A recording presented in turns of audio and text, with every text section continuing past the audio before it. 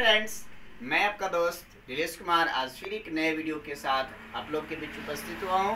और आज का वीडियो हमारा होगा क्लास 10th का अगले टॉपिक। अभी तक मैंने आपको रेस्पिरेशन बताया और रेस्पिरेशन के टाइप्स बताए थे, एरोबिक एंड एनाएरोबिक्स। आज का जो हमारा क्लास चलेगा वो चलेगा रेस्पिरेशन इन एनिमल्स। एनिमल्स जो होते हैं उनमें रेस्पिरेशन की प्रोसेस कैसे होती है तो हम लोग जानते हैं।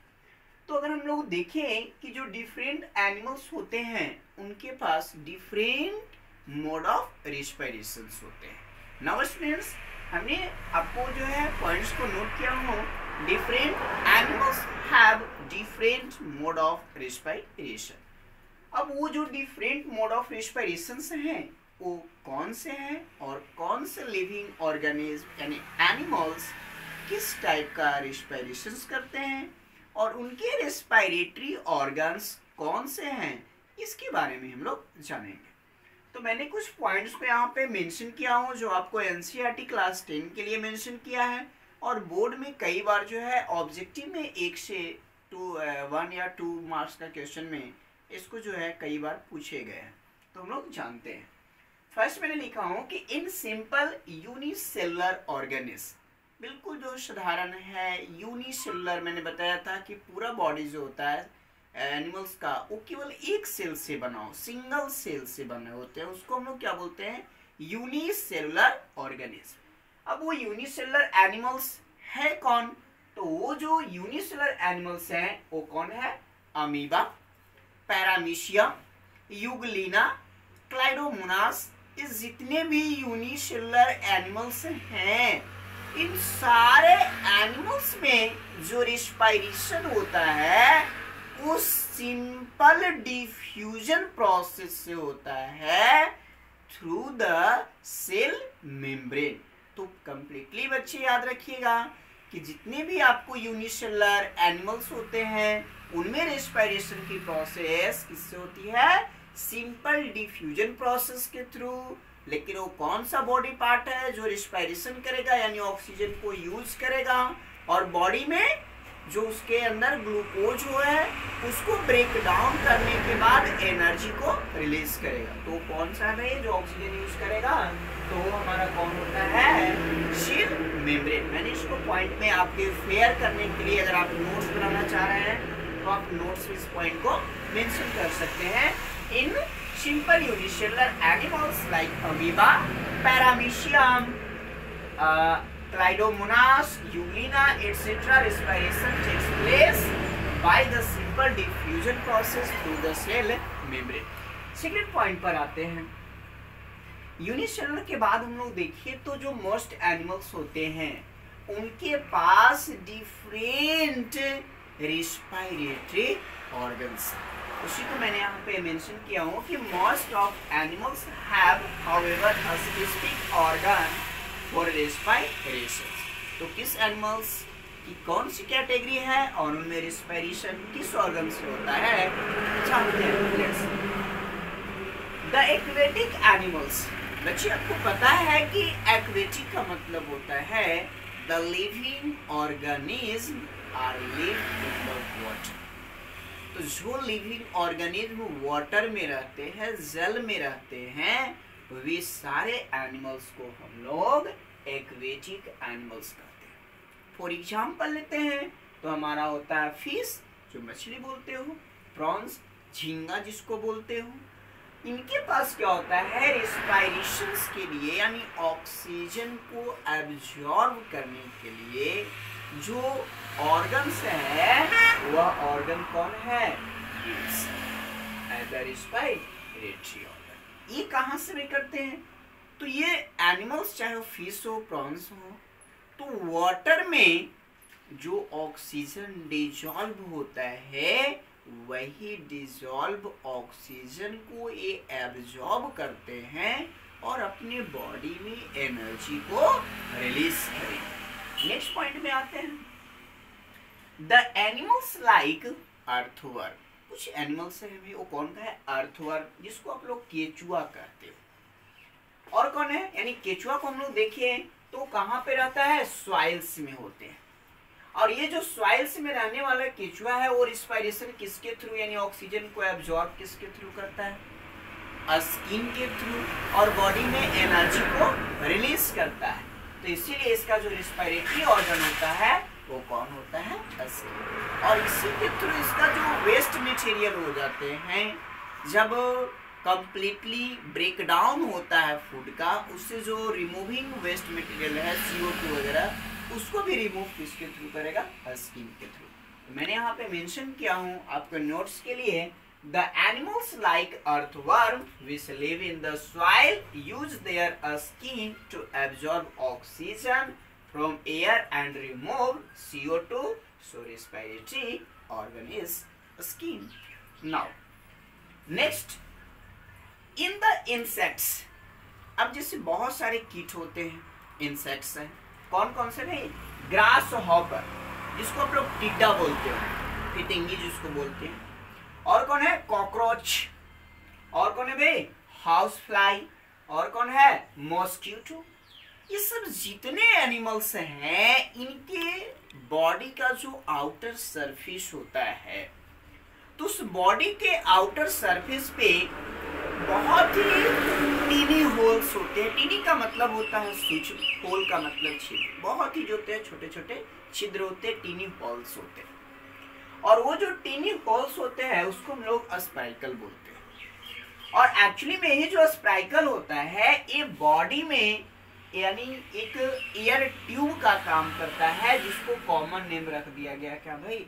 ट्रैकिया। तो ये क्वेश्चंस पूछा हुआ था कि भाई बताइए ग्रास हॉपर है, या फिर आपको दिया हुआ था हाँ ग्रास हॉपर और कॉकरोच का रेस्पिरेटरी ऑर्गन कौन है? तो यहाँ पे ये भी रेस्पिरेटरी ऑर्गन जो भी पूछेगा तो आप इसको याद रखिएगा कि ग्रास हॉपर हो, कॉकरोच हो, हाउस फ्लाई हो या मॉस्किटो है, तो इनके रेस्पिरेटरी ऑर्गन्स कौन से होते हैं? ट्रैकिया होता है।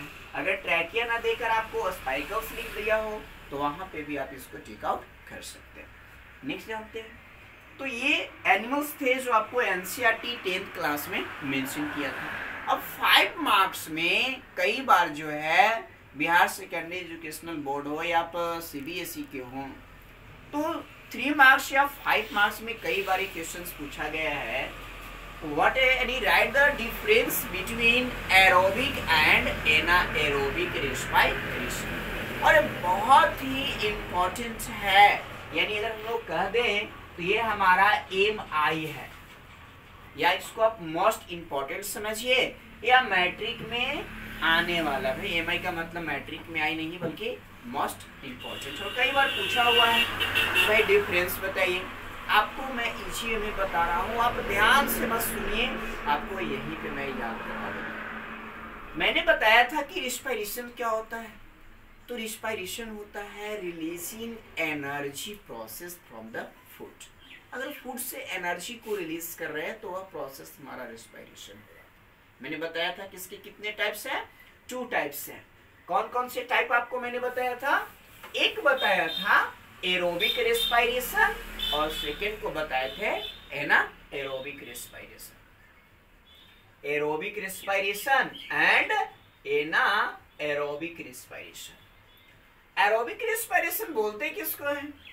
तो the respiration which takes place in the presence of oxygen molecules। तो ऑक्सीजन के प्रेजेंस में जब रिस्पायरेशन होगा तो उसको क्या बोले थे? एरोबिक। और ऑक्सीजन के अब्सेंस में जब रिस्पायरेशन होता है तो उसको क्या बोलते हैं? एनाएरोबिक रिस्पायरेशन। तो फर्स्ट डिफरेंस हम लिख सकते हैं भाई, एरोबिक किसको बोलेंगे? ये हमारा कौन सा हो जाएगा? Aerobic respiration. ये कौन है? एरोबिक। और दूसरे साइड में क्या लिख दें हम? एनाएरोबिक रेस्पिरेशन। तो aerobic respiration, the respiration which takes place in the presence of oxygen is called aerobic। the respiration which takes place absence of oxygen is called anaerobic respiration। ये तो सिंपल है, आपको याद रहेगा ना। ऑक्सीजन के प्रेजेंट में होगा तो एरोबिक, एब्सेंट में होगा तो एनाएरोबिक। सेकंड पर आते हैं। सेकंड क्या होता है कि जब एरोबिक रेस्पिरेशन होगा तो इन प्रोडक्ट जो होता है वह क्या होता है, CO2 एंड H2O। आप हमारा प्रीवियस वीडियो देख सकते हैं, मैंने उसमें मेंशन किया था कि भाई the end product in aerobic respiration are CO2 and H2O। जब भी ग्लूकोज जो है कंप्लीटली ब्रेक डाउन हो जाता है तो लास्ट में जो प्रोडक्ट बच जाते हैं जिसको इन प्रोडक्ट कहते हैं, तो ऑक्सीजन के प्रेजेंट में जब ब्रेक डाउन होगा तो हमें क्या मिलेंगे, CO2 H2O and 38 to 40 ATP energy. ये भी बच्चे आपको याद होंगे, अगर आपने हमारे प्रीवियस वीडियो को देखा है तो देख लीजिए, नहीं देखे हैं तो देख लीजिए, उसको लाइक और सब्सक्राइब करना भी नहीं भूलिए। अब देखते हैं यहाँ पे अगर एनाएरोबिक की प्रोसेस होती है तो ये एब्सेंट में होता है, तो इसका इन प्रोडक्ट क्या होता है, the end product in anaerobic respiration lactic acid भी होगा और क्या होगा, इथेनॉल भी होते हैं, CO2 भी होता है, लेकिन दो केसेस है। जब लैक्टिक एसिड होता है तो ये एनिमल्स मसल्स में होते हैं, और जब फॉर्मेशन क्या होता है आपको इथाइल अल्कोहल C2H5OH, इन प्रोडक्ट एनाएरोबिक का क्या होगा, इथाइल अल्कोहल और CO2 रहेंगे, तो ये आपको ईस्ट में होते हैं यानी प्लांट्स के अंदर बनेंगे। लेकिन से भी अगर इन प्रोडक्ट एनाएरोबिक का एनिमल्स में हो रहा है तो वो कौन सा होता है, लैक्टिक एसिड्स होते हैं, आपको याद रखना है। अगर हम थर्ड की बात कर ले तो aerobic respiration produce considerable amount of energy. जब भी अगर एरोबिक रेस्पिरेशन हो रहा है तो इसमें जो होता है कंसिडरेबल अमाउंट का मतलब होता है कि अधिक मात्रा में एनर्जी जो है वो रिलीज होगी। लेकिन अगर एनाएरोबिक रेस्पिरेशन हो रहा है तो इसमें पार्शियली ब्रेक डाउन करता है और बहुत लो अमाउंट में, लेस अमाउंट में, यहाँ पे मैंने लिखा हूं मच लेस, जो है much less is energy, sorry much less energy is produce in anaerobic respiration. तो अगर बहुत कम मात्रा में हो रहा है तो एनाएरोबिक है, ज्यादा मात्रा में हो रहा है तो कौन है। अगर अब यहाँ पे हम लोग एक चीज और देख लें कि कंप्लीटली जो ब्रेक डाउन होगा, अगर एरोबिक रेस्पिरेशन होता है तो यहाँ पे फूड यानी जो ग्लूकोज होती है वो कंप्लीटली ब्रेक डाउन करेगी, लेकिन जब एनाएरोबिक रेस्पिरेशन होता है तो जो फूड हमारा ग्लूकोज होता है वह पार्शियल यानी कम मात्रा में टूटती है और ओनली 2 ATP एनर्जी को ही रिलीज करती है। तो याद रखिएगा कि यहाँ पे जो होता है the partial break down of food occurs in anaerobic, और कंप्लीटली जो ब्रेक डाउन होता है वो अकर्स में पाया जाता है या होता है किसमें भाई, तो आपको एरोबिक रेस्पिरेशन।